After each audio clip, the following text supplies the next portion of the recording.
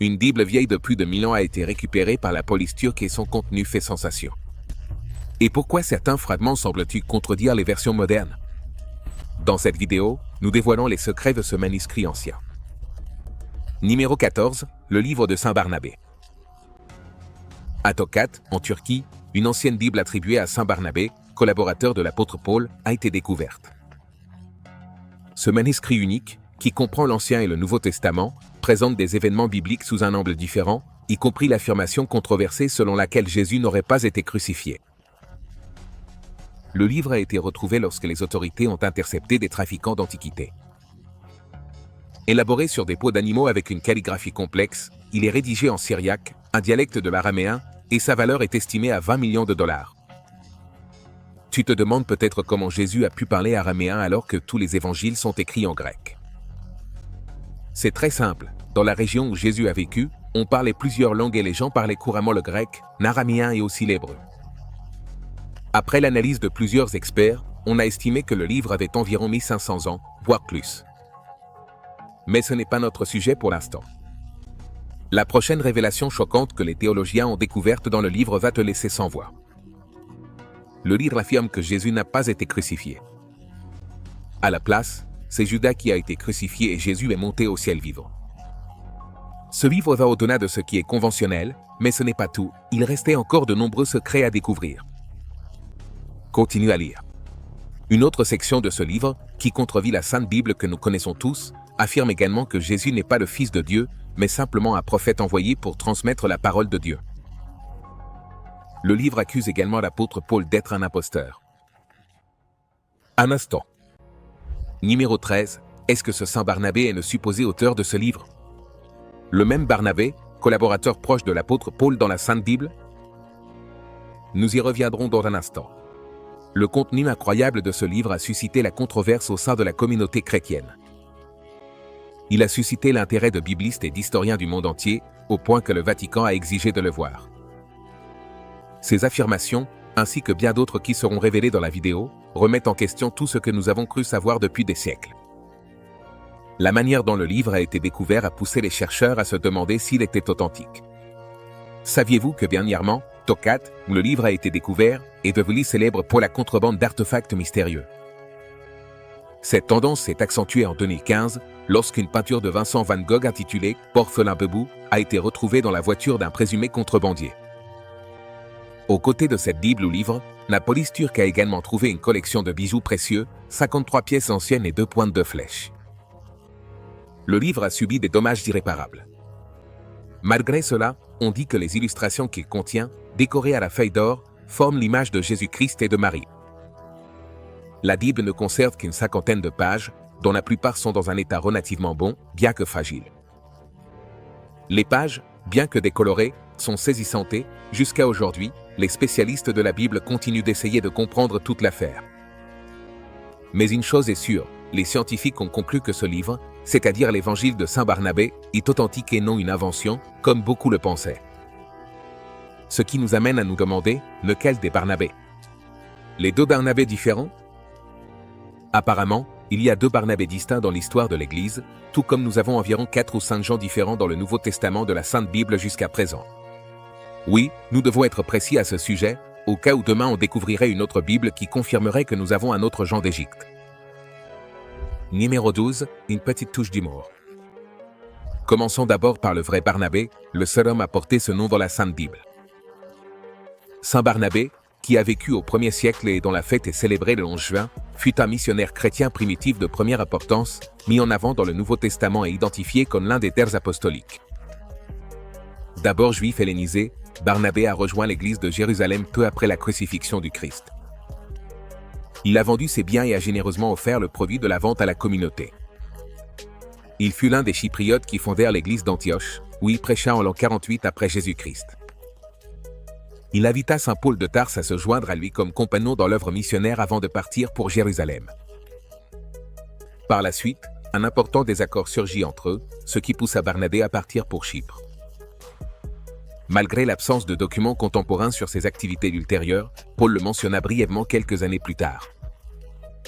Les détails exacts de la mort de Barnabé restent inconnus.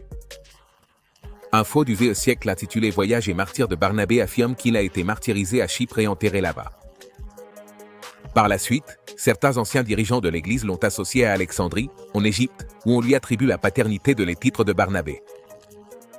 En analysant l'Ancien Testament et à Rome, il a également été suggéré qu'il aurait pu être l'auteur de l'épître biblique aux Hébreux.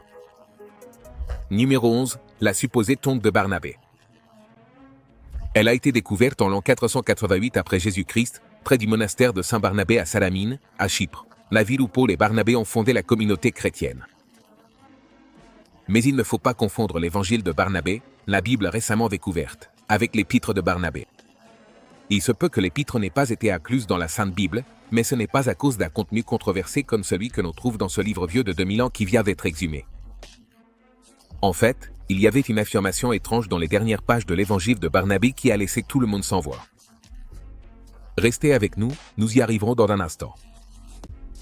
L'épître de Barnabé date de la fin du 1er siècle, mais elle n'a probablement pas été écrite par le Barnabé mentionné dans le Nouveau Testament. Vous vous souvenez de la tradition de l'Église ? Les gardiens qui ont trouvé les lettres n'en sont même pas sûrs. Ils ont simplement suggéré que Barnabé en était probablement l'auteur.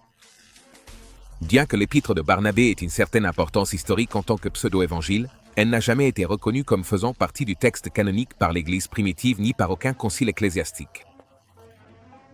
L'épître de Barnabé, également connu sous le nom de lettre de Barnabé, est un écrit ancien du christianisme, fréquemment cité par les premiers dirigeants de l'Église. Bien qu'elle porte le nom de Barnabé, compagnon de Paul, la lettre elle-même ne mentionne pas son autorité. En réalité, ce bien a été établi par des commentateurs comme Clément d'Alexandrie.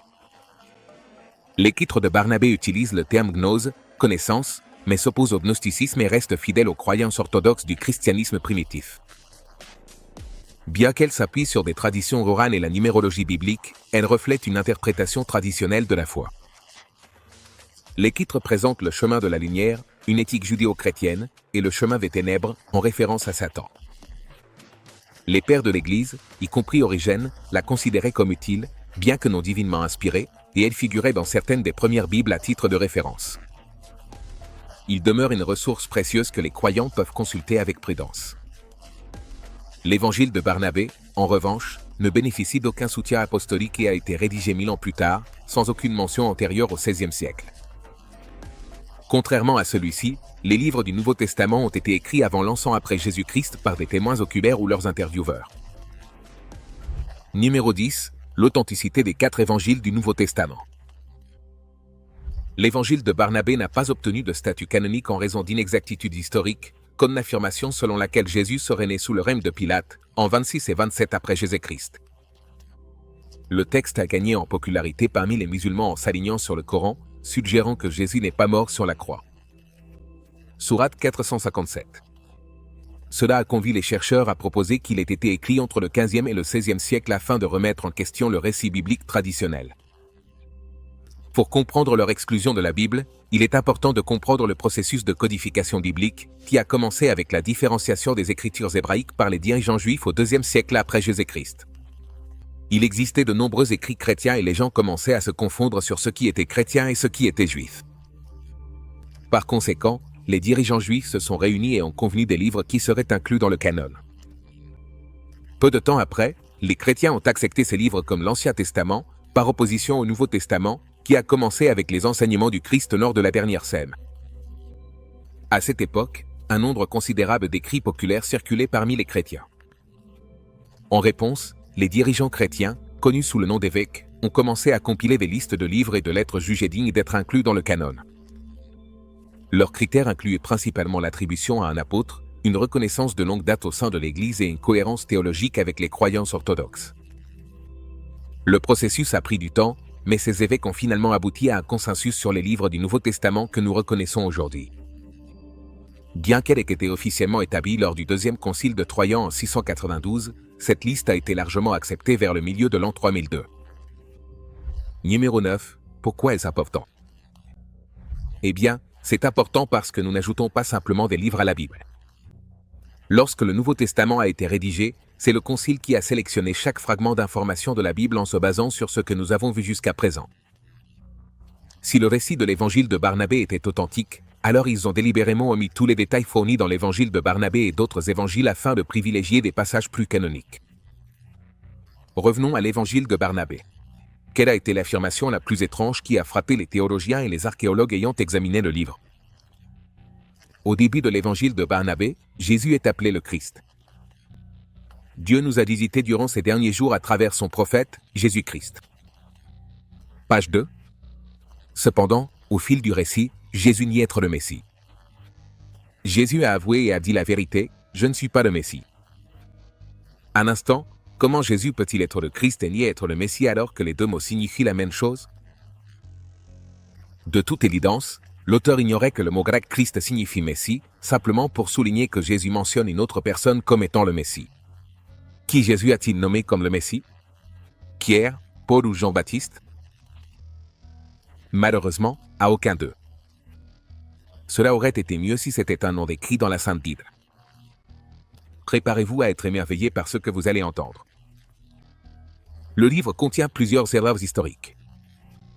Au chapitre 3, il mentionne Hérode et Pilate gouvernant ensemble en Judée lors de la naissance de Jésus, ce qui n'est jamais arrivé. Il décrit également à tort Nazareth comme un village côtier, alors qu'en réalité il se trouvait dans les collines, à 14 km de la mer de Galilée.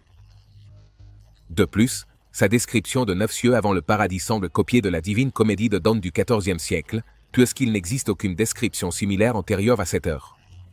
Numéro 8, l'auteur de l'évangile de Barnabé aurait-il pu s'inspirer de Dante?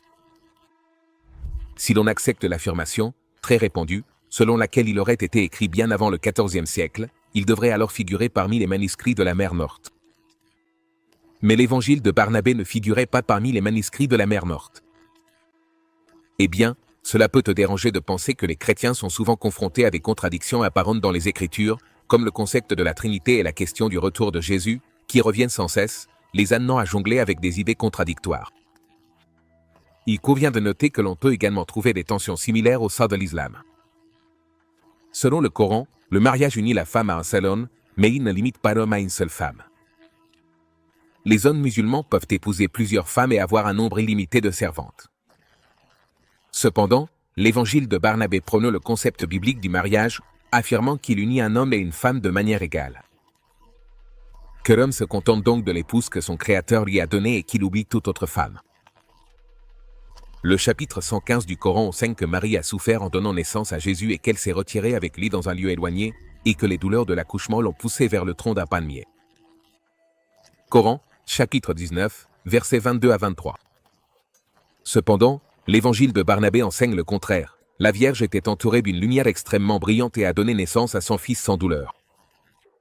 Au chapitre 3, le Coran enseigne qu'il y a 7 cieux, tandis que l'évangile de Barnabé affirme qu'il y en a 9.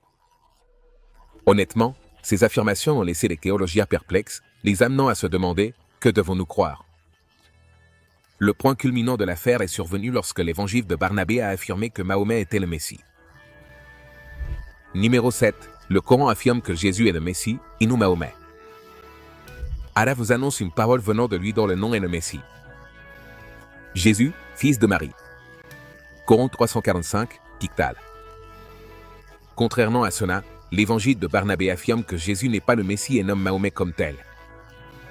Jésus a confessé et dit la vérité, « Je ne suis pas le Messie ». Chapitre 42. Le texte mentionne ensuite un dialogue sur la manière dont le Messie devrait être identifié à Jésus, affirmant soi-disant que Mahomet est son nom béni. Chapitre 97. Ces croyances semblent contredire les enseignements du Coran. À ce stade, il est clair pourquoi les chrétiens ne peuvent pas accepter l'évangile de Barnabé. Il va à l'encontre de la pensée orthodoxe qui a probablement été écrit par plus de 1400 ans après la compilation originale de la Bible. Cependant, certains érudits avancent une raison différente. Ils soutiennent que l'évangile de Saint Barnabé aurait pu être exclu parce qu'il n'y a aucun récit de sa mort dans la Bible. Il est considéré comme le seul saint dont la mort n'est pas mentionnée dans le canon. Le cas d'Hénoch est similaire. Selon la Bible, c'était un homme juste qui marchait avec Dieu jusqu'à ce que celui-ci vienne le chercher, ce qui signifie qu'il n'est pas mort de façon naturelle. Le livre d'Hénoch, un texte ancien découvert récemment, contient des récits sur les débuts de l'humanité qui n'apparaissent pas dans la Bible. Ce livre, qui a été accepté par les premiers chrétiens et juifs avant d'être exclu du canon, présente un récit alternatif sur les origines de l'humanité, incluant des histoires sur des êtres géants dotés d'une intelligence extraordinaire qui auraient existé avant la civilisation actuelle. Numéro 6. Le livre d'Enoch, perdu mais retrouvé. En 1946, des adolescents bergers découvrirent accidentellement une grotte près de Qumran, en Cisjordanie, alors qu'ils jouaient avec des pierres. À l'intérieur, ils trouvèrent des jarres en argile contenant d'anciens parchemins. Par la suite, des archéologues mirent au jour d'autres fragments dans 10 grottes supplémentaires, totalisant près de 900 manuscrits qui allaient être connus sous le nom de manuscrits de la mer morte. Parmi les découvertes figurait le livre d'Enoch et la plus ancienne copie connue de la Bible hébraïque. Le livre d'Enoch, daté d'environ 200 avant Jésus-Christ, est traditionnellement attribué à Enoch, l'arrière-grand-père de Noé, bien qu'on pense qu'il ait été rédigé par plusieurs auteurs au fil des siècles. Selon la Bible, Enoch fut emmené au ciel par Dieu, où il reçut des visions de l'univers et de l'avenir de l'humanité. Il était le 7e des 10 patriarches ayant précédé le déluge de la Genèse. Mentionné dans Jude, versets 14 à 15, le livre d'Enoch diffère de l'histoire biblique de l'arche de Noé. Divisé en 5 parties, le livre des veilleurs, les paraboles d'Enoch, le livre astronomique, le livre des songes et l'épître d'Enoch, sa première section raconte l'origine des Néphilim.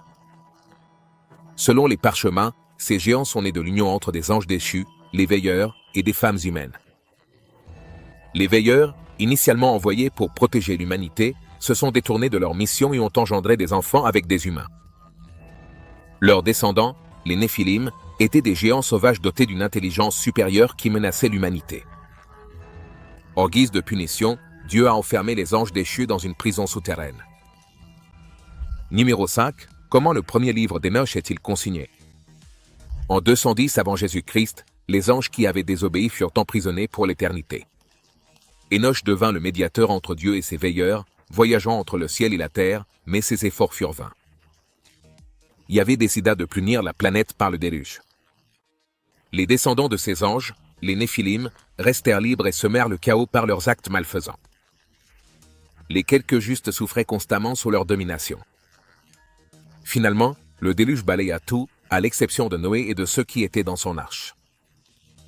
Cependant, étant une race particulière, le destin des Néphilim après le déluge fut différent. Ils étaient des êtres hybrides, ce qui expliquait leur croissance extraordinaire, leur capacité surhumaine et, malheureusement, leur immortalité. Lorsque les eaux du déluge se sont retirées et que leurs corps ont cessé d'exister, les Néphilim, n'étant pas humains, n'ont pas pu suivre le même chemin que les âmes humaines après la mort. Ainsi, ils ont erré sur la terre comme des esprits, incapables de vivre comme des humains. Au lieu de rester silencieux, ces esprits Néphilim ont commencé à chercher des corps humains qu'ils pourraient habiter afin de poursuivre leur affluence sur terre. Maintenant, vous vous demandez peut-être, y sont-ils parvenus? Oui, ils y sont parvenus. Ils n'ont pas eu à chercher longtemps pour trouver des hôtes appropriés. Ils se sont introduits dans des personnes comme Noé. Ne soyez pas surpris. Avant le déluge, Noé était connu comme un homme juste, même au milieu de la méchanceté ambiante. Mais juste après le déluge, quelque chose d'inattendu s'est produit. Il planta une vigne et finit par boire tellement qu'il s'enivra complètement et commit des actes abominables. Un autre récit affirme également que l'un de ses fils, qui était dans l'arche avec lui, était en réalité un Néphilim. Numéro 4. Qu'en est-il du célèbre Goliath dans la Sainte Bible? Tu as probablement entendu cette histoire 1 million de fois. C'était un géant d'une incroyable hauteur de 3 mètres et de 2 mètres de large, appartenant à la lignée des Néphilim. En plus de sa taille immense, il était pratiquement une statue de bronze ambulante. Il portait un casque de bronze, des jambières de bronze sur les jambes et une javeline de bronze accrochée dans le dos. Si tu trouves que ce n'est pas assez de bronze, sa lance ressemblait à une barre de tisserand avec une pointe en fer et pesait 60 kilos. Et si tu penses que c'était le seul géant de la Bible, tu te trompes. De plus, la défaite de Goliath n'a pas été la première bataille d'Israël contre des géants. Lors de leur voyage d'Égypte vers Canaan, la terre des géants, ils ont rencontré ces êtres gigantesques. Les Cananéens étaient un mélange de races géantes, avec une taille impressionnante allant de 3 à 4, voire 5 mètres de haut et 2 mètres de large. Les Israélites ont dû affronter ces géants, mais ils les ont vaincus avant de conquérir Canaan. Et c'est là que les choses deviennent encore plus intéressantes. La Bible rapporte qu'ils ont rencontré un autre géant, le roi Ogé de Basan. Avec une taille colossale de 4,50 m, il était si grand qu'il avait besoin d'un lit en fer pour pouvoir s'y allonger. On pourrait l'appeler un monstre. Voir Deutéronome 3, verset 11. Si vous êtes également un étudiant de la Bible, vous savez que Goliath avait 5 frères et des fils géants. Ils sont tous mentionnés dans la Bible. S'ils n'existaient plus, nous n'aurions pas autant de références. En réalité, ils sont parmi nous. Tout au long de l'histoire de l'humanité, il y a eu de nombreux récits de géants. Un célèbre voyageur et explorateur, Marco Polo, a même documenté ses rencontres avec une race de géants à Zanzibar, qui possédait une force si immense qu'ils pouvaient porter sans effort 4 hommes ordinaires chacun. Bien que les habitants de l'actuel Tanger, au Maroc, affirmaient que le fondateur de leur ville était un géant nommé Antigua, un mythe irlandais raconte une histoire différente.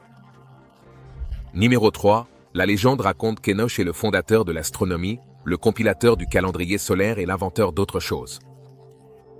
Ce livre important a été exclu de la Bible, bien que certains suggèrent qu'il a influencé la Genèse en raison de ses similitudes narratives. La persécution historique des chrétiens explique pourquoi il est resté caché. Néron a accusé les chrétiens de l'incendie de Rome en 64 après Jésus-Christ. Dioclétien a ordonné de brûler les écritures chrétiennes en 303 après Jésus-Christ et, pendant le Moyen-Âge, les Bibles ont été détruites en même temps que leurs propriétaires. Curieusement, tant ce livre que d'autres textes exclus de la Bible chrétienne protestante proviennent d'hommes dont la mort n'a pas été documentée dans les Écritures. En raison de l'omission de plus de 19 livres, 5 évangiles, 14 épîtres et d'autres fragments, ces textes exclus ont été principalement ignorés par les églises, en particulier l'Église catholique, pour diverses raisons. Les premiers chrétiens rejetaient souvent ces livres, les considérant comme hérétiques et ne correspondant pas pleinement aux 66 livres canoniques qui composent la Bible moderne. Bien qu'il soit précieux d'explorer les connaissances contenues dans ces textes exclus afin de mieux comprendre les récits bibliques et de découvrir des détails absents des livres canoniques, beaucoup de ces textes doivent être abordés avec prudence en raison de leur manque de concordance avec le canon. Les livres non inclus dans la Bible ont simplement été écartés en raison d'une datation incorrecte, d'un manque de validité historique et de doctrine non acceptée par l'Église primitive, comme le livre de Thomas, qui affirme que les femmes doivent devenir des hommes pour entrer dans le royaume de Dieu, ainsi que des incohérences linguistiques, par exemple. Après que les théologiens ont examiné plusieurs textes exclus, à l'exception du premier livre des Maccabées, d'autres livres de l'Ancien Testament, comme le deuxième, le troisième et le quatrième livre des Maccabées, manquaient de validité substantielle. Numéro 2, le premier livre des Maccabées. Il raconte principalement comment la communauté juive a affronté l'impact de la culture hellénistique. Les évangiles synoptiques et l'évangile de Jean datent de temps anciens et sont soutenus par une multitude de documents, plus de 5000 en grec et plus de 10 dans diverses langues. Ils sont en accord avec les croyances de l'Église primitive et leur paternité a été vérifiée de manière indépendante, contrairement à d'autres textes comme le livre de Judas, l'évangile de Marie et l'évangile de Thomas. La réalité est que les livres exclus de la Bible n'ont tout simplement pas la même validité historique que ceux qui y sont inclus et devraient être écartés à moins qu'il ne soit prouvé qu'il s'agit de documents authentiques. Un autre exemple notable est le livre de Thomas. En 1945, des agriculteurs de Nag Hammadi, en Égypte, creusaient et ont trouvé une jarre en terre cuite dans le sol. Les agriculteurs, dans l'espoir de trouver un trésor, furent profondément déçus de découvrir à la place un tas de textes. Ils ne savaient pas que ces textes seraient plus précieux que n'importe quel trésor qu'ils auraient pu espérer trouver. Parmi la collection de textes, il y en avait un qui commence par la phrase « Voici les paroles secrètes que Jésus a prononcées de son vivant et que Didyme Judas Thomas a écrites. » Et il se termine par l'évangile selon Thomas. Contrairement aux évangiles canoniques, celui de Thomas ne suit pas une structure narrative. Il ne raconte pas les moments importants de la vie de Jésus, sa naissance, sa mort et sa résurrection. À la place, il contient 114 paroles ésotériques de Jésus qui prétendent consigner les secrets que Jésus a enseignés à ses disciples. Malgré les efforts de certains, celui de Thomas ne s'approche même pas des Écritures. Il n'était pas soutenu par l'autorité apostolique. Son contenu contredit les textes orthodoxes et l'Église ne l'a jamais considéré comme faisant autorité. Le contenu du livre de Thomas était fascinant et offrait des informations sur les croyances et pratiques chrétiennes primitives. Contrairement aux 4 évangiles de la Bible, qui se concentre davantage sur la vie et les enseignements de Jésus, l'évangile de Thomas est principalement composé de ces paroles. Les chercheurs pensent que l'évangile de Thomas a probablement été écrit au IIe siècle, ce qui en fait l'un des premiers écrits chrétiens en dehors du Nouveau Testament. Numéro 1. Les paroles de l'évangile de Thomas. Elles prennent souvent la forme d'une sagesse énigmatique, comme des déclarations qui incitent à la réflexion et à la contemplation. Certains des propos présentent des similitudes avec des passages des évangiles canoniques, tandis que d'autres offrent une perspective complètement différente sur la spiritualité et la nature du divin. Parmi les paroles les plus connues de l'évangile de Thomas figure la 77e, dans laquelle Jésus dit « Je suis la lumière qui est au-dessus de toute chose. Je suis tout. De moi tout est sorti et vers moi tout est arrivé. Coupe un morceau de bois. Là, je suis. Soulève la pierre et là, tu me trouveras. » Cette parole reflète la croyance en l'émanation du divin dans toute la création, un concept qui diffère des enseignements chrétiens traditionnels. Un autre aspect fascinant de l'évangile de Thomas est son insistance sur l'idée de l'autodécouverte et de la transformation intérieure. Au 70e, Jésus dit « Si tu fais sortir à la lumière ce qui est en toi, ce que tu feras sortir te sauvera. Si tu ne fais pas sortir à la lumière ce qui est en toi, ce que tu ne feras pas sortir te détruira. » Cela souligne l'importance de la conscience de soi et de l'authenticité pour manifester tout ce que tu désires, ce qui contredit dans une certaine mesure le thème de la foi qui est mis en avant dans les Saintes Écritures. Bien que l'évangile de Thomas ne soit peut-être pas inclus dans le canon officiel de la Bible, sa découverte met en lumière les complexités de l'histoire chrétienne primitive, en particulier la diversité des croyances et des pratiques qui existaient au sein de la première communauté chrétienne. La Bible est un document important, le livre le plus vendu de tous les temps, avec plus de 6 milliards d'exemplaires écoulés. Par conséquent, si nous allons y ajouter des livres, il vaut mieux vérifier leur véracité. Sinon, nous ne ferons que semer la confusion parmi l'humanité. La Bible ne précise pas comment Barnabé est mort, mais les récits indiquent qu'il a été martyrisé pour sa foi, suivant l'exemple des autres apôtres. On dit qu'il a été lapidé ou brûlé vif à Salamine, à Chypre. Dans Actes 15, 11, Barnabé et Paul ont prêché un message d'encouragement à Antioche avant que leur désaccord ne les amène à se séparer. Ce vif désaccord est survenu lorsqu'ils n'ont pas pu se mettre d'accord pour emmener Jean-Marc avec eux, après que celui-ci les ait abandonnés auparavant. En conséquence, Barnabé a emmené son cousin Jean-Marc et a navigué vers Chypre, tandis que Paul, accompagné de Silas, a voyagé à travers la Syrie et la Cilicie. Mais Paul a dit quelque chose d'intrigant par la suite. Dans sa lettre aux Galates, Paul a parlé durement de son ami et frère dans le ministère, soulignant que, par son hypocrisie, même Barnabé s'était égaré. Est-ce que Barnabé n'est jamais revenu sur le droit chemin et a-t-il écrit le livre par erreur? Même si cela était vrai dans le cas de Barnabé, Enoch, lui, a marché droitement avec Dieu. Dieu lui-même l'a confirmé, donc il est impossible qu'il ait écrit un texte inexact. Alors, qu'est-ce qu'on doit en retenir? Il est peu réaliste d'attendre une exactitude totale d'un livre vieux de 2000 ans, écrit par l'humanité pendant une époque troublée de guerre et de terreur, car les mensonges peuvent facilement être couchés sur le papier. N'oubliez pas que de nombreux écrivains s'opposaient au mouvement chrétien à cette époque, donc un tel livre pourrait bien être le journal intime de quelqu'un. On se retrouve dans la prochaine vidéo.